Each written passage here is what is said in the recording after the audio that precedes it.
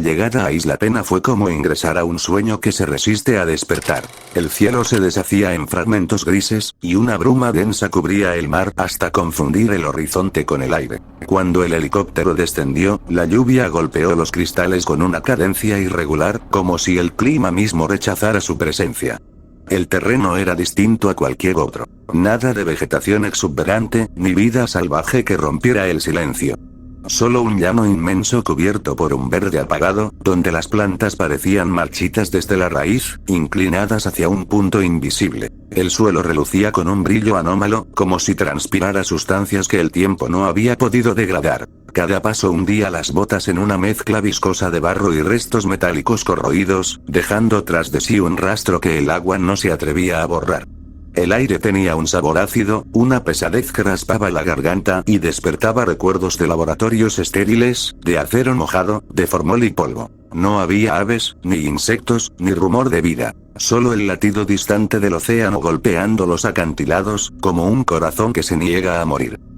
Las ruinas emergían entre la maleza. Estructuras de hormigón cubiertas por raíces endurecidas, muros agrietados donde aún sobrevivían viejas señales de peligro biológico. Todo lo que alguna vez fue ciencia ahora era una ruina invadida por la selva, un monumento al fracaso. Las letras oxidadas de un letrero semienterrado revelaban su secreto con ironía cruel. Zona de cuarentena biogenética. Acceso restringido. El viento arrastraba un olor mezclado de óxido y descomposición antigua. Había algo profundamente antinatural en el ambiente, una sensación que no provenía de lo que se veía, sino de lo que se intuía bajo el suelo. Como si el terreno respirara. Dentro de los antiguos laboratorios, las paredes estaban cubiertas por musgo reseco y placas metálicas deformadas por el calor. La naturaleza había entrado sin permiso, invadiendo pasillos con raíces delgadas que serpenteaban por el techo como venas endurecidas. En los rincones se acumulaban fragmentos de vidrio, etiquetas rotas, y tubos con residuos solidificados que parecían contener cenizas de lo que alguna vez estuvo vivo. El primer hallazgo fue un esqueleto, no humano. Sus proporciones eran irreconocibles. Un cuerpo largo, con una columna vertebral descompuesta en direcciones imposibles, y una mandíbula doble unida por tejido óseo. Parecía un intento fallido de algo, una versión intermedia entre especies que nunca debieron cruzarse. Una pequeña placa oxidada colgaba de lo que alguna vez fue su cuello. Sujeto 12B, fase incompleta. En un tanque aún sellado, una masa amorfa flotaba en un líquido verdoso. Su superficie parecía latir débilmente, como si algo, en lo más profundo, aún se negara a extinguirse. El ojo que emergía desde esa masa se movió un instante, ciego, consciente, moribundo. En la distancia, se oyeron otros ecos, no rugidos, gemidos. Decenas de ellos. Cada uno con una tonalidad diferente, como si los experimentos olvidados respondieran a un llamado que aún resonaba en la isla. El paisaje se transformó en un mausoleo viviente. Árboles atravesados por huesos, suelo cubierto de restos óseos fusionados con raíces, y el sonido constante de algo moviéndose bajo tierra. Era como si la isla entera respirara con los cuerpos de lo que una vez fue sepultado en ella. La lluvia aumentó, extendiendo su velo sobre la devastación. El agua arrastraba pequeños fragmentos de huesos, pedazos de vidrio y placas metálicas que desaparecían en el barro. En medio de aquel caos, el viento soplaba con una cadencia irregular, casi humana. No había furia en ese lugar, ni hambre, ni caza. Solo pena. Una pena tan profunda que parecía haber impregnado el aire, la tierra y el tiempo. Cada sonido, cada sombra, cada estructura oxidada era un recordatorio de que la ciencia, cuando olvida su límite, no crea vida, sino una agonía interminable. Y así, con la tormenta cubriendo su avance, el equipo se internó más en la isla, guiado no por la curiosidad, sino por una sensación amarga de deuda. El terreno comenzó a inclinarse hacia el interior, donde la niebla era más espesa y los sonidos, más erráticos. Las huellas en el barro no pertenecían a ninguna especie conocida. Eran restos de lo que quedó cuando el hombre decidió jugar a ser Dios, y perdió el control de su creación. La noche cayó sin aviso, envolviendo Isla Pena en una negrura densa que no era natural. No existían estrellas ni reflejos de luna, solo un cielo sellado por una bruma opaca que parecía moverse por cuenta propia. El equipo encendió sus lámparas térmicas, pero el resplandor apenas penetraba unos metros antes de que la oscuridad lo devorara. Los sensores detectaban movimientos, pero los patrones eran erráticos, pulsantes, como si algo respirara debajo de la tierra. El suelo, cubierto por raíces negras y musgo húmedo, vibraba con un murmullo sordo, semejante a una exhalación atrapada entre las piedras. Nadie decía nada, pero todos lo sentían. La isla observaba. A la medianoche encontraron las primeras estructuras. Un corredor semienterrado, revestido por planchas corroídas de acero. Era un acceso de mantenimiento, sellado desde hacía décadas. Sin embargo, el metal estaba deformado hacia afuera, como si algo hubiese escapado desde dentro. El aire dentro del túnel era denso, casi líquido, y olía a formol-óxido rancio. Las paredes estaban cubiertas de marcas, no de garras, sino de dedos.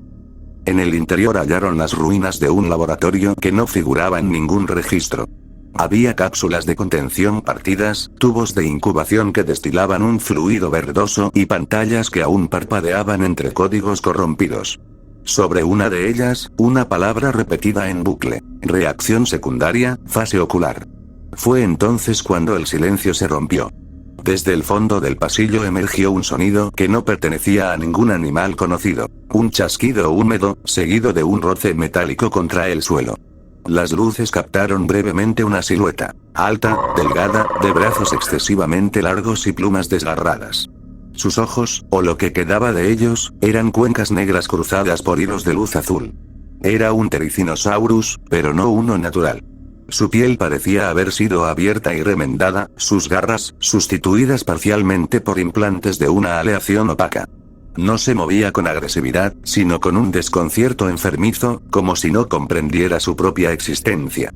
Al proyectar las luces sobre él, su cuerpo respondió con espasmos, y los sensores detectaron una frecuencia inaudible que penetró el aire como un zumbido dentro del cráneo. Uno de nuestros investigadores cayó de rodillas. Sus pupilas se dilataron al máximo, y comenzó a respirar con dificultad, balbuceando palabras inconexas. El resto del grupo lo retiró de inmediato, pero el daño ya estaba hecho. Algo, un patrón sonoro, tal vez un residuo del control neural que los científicos habían intentado implantar, se había infiltrado en su mente.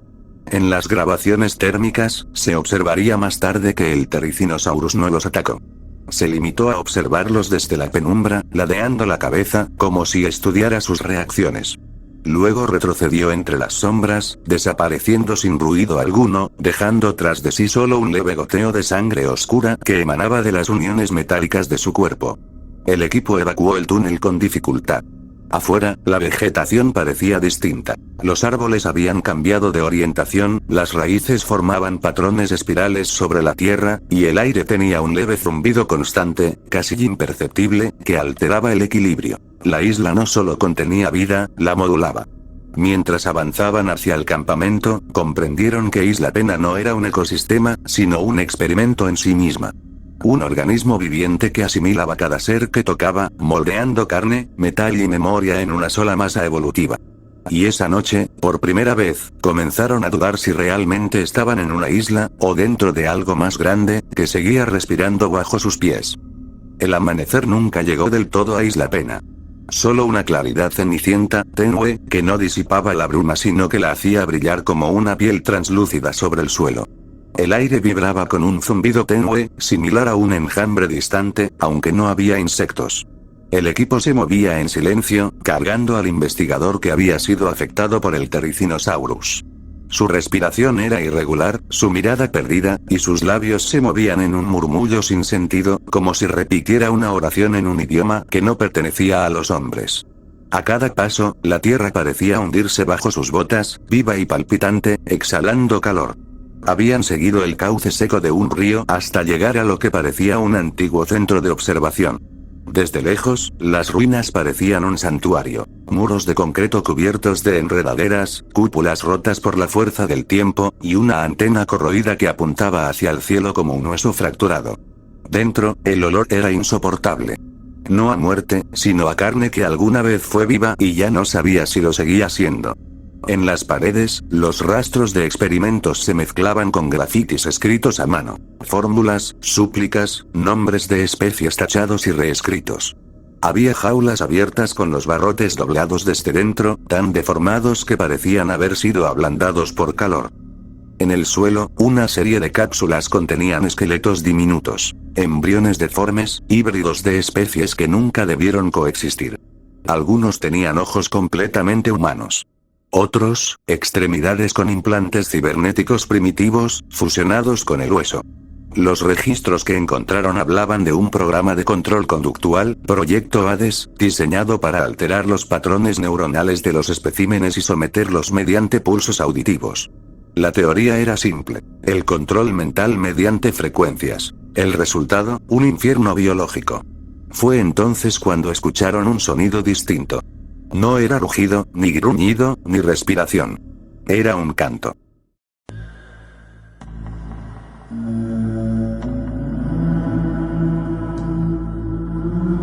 Un eco largo y profundo que hacía vibrar las paredes, colándose en los huesos. El investigador herido comenzó a convulsionar, como si el sonido lo arrastrara desde dentro. Cuando intentaron sujetarlo, levantó la mirada, y sus ojos ya no reflejaban luz. Desde las sombras, emergió una criatura imposible de clasificar. Tenía la forma de un dinosaurio bípedo, pero su cráneo estaba cubierto de placas traslúcidas que emitían un resplandor tenue. Bajo su piel se distinguían filamentos de cobre y venas que pulsaban con luz. Era un Cryoloposaurus, o lo que alguna vez fue uno. Su rostro había sido alterado por algún tipo de injerto ocular que brillaba en tonos ámbar. El sonido provenía de él. No rugía, cantaba. Una frecuencia que desarmaba la mente. El hombre hipnotizado caminó hacia la criatura sin resistencia, con una calma que heló la sangre del grupo. No hubo gritos, ni lucha. Solo un gesto. Levantar la mano, como quien reconoce algo familiar antes de desaparecer entre las fauces del monstruo. El Cryoloposaurus lo devoró lentamente, sin violencia, con una especie de reverencia.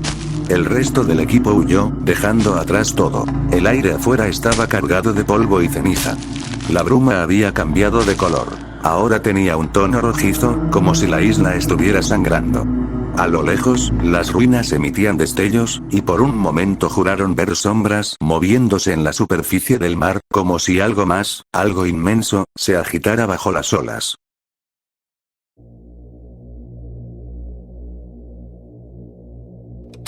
Gallimimus lux. Nombre código: los corredores del horizonte. Clasificación: herbívoro fotoluminiscente. Altura: 2 metros. Condición: mutación inducida por bioluminiscencia artificial.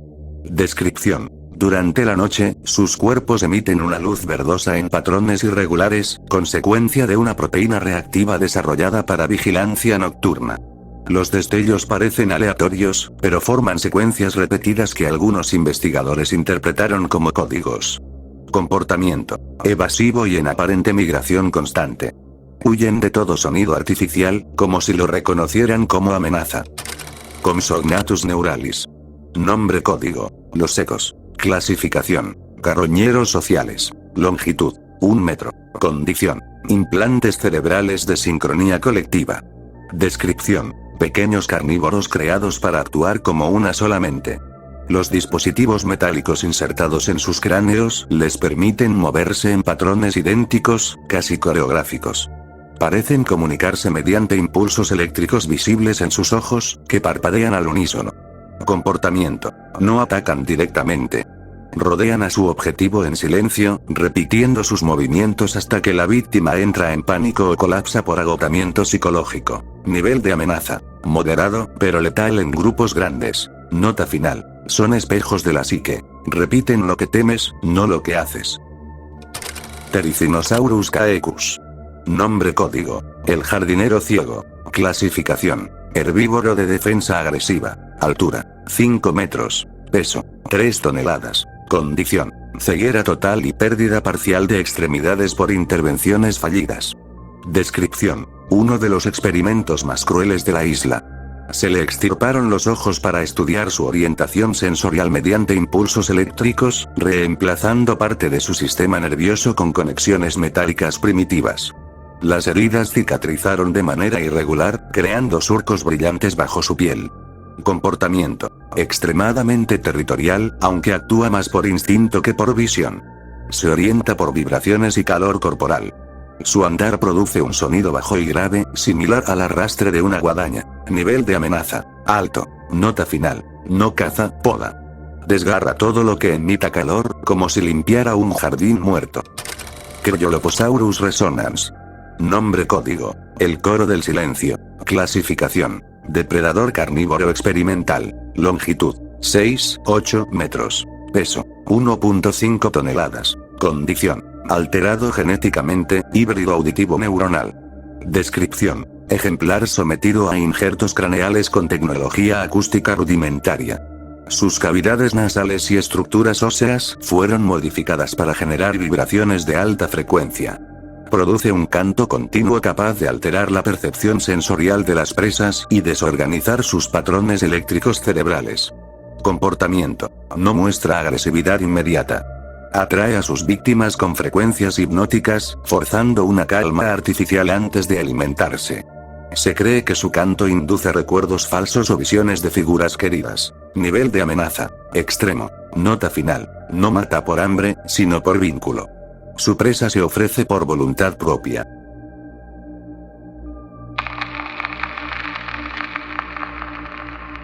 No recuerdo cuándo dejamos de hablar entre nosotros.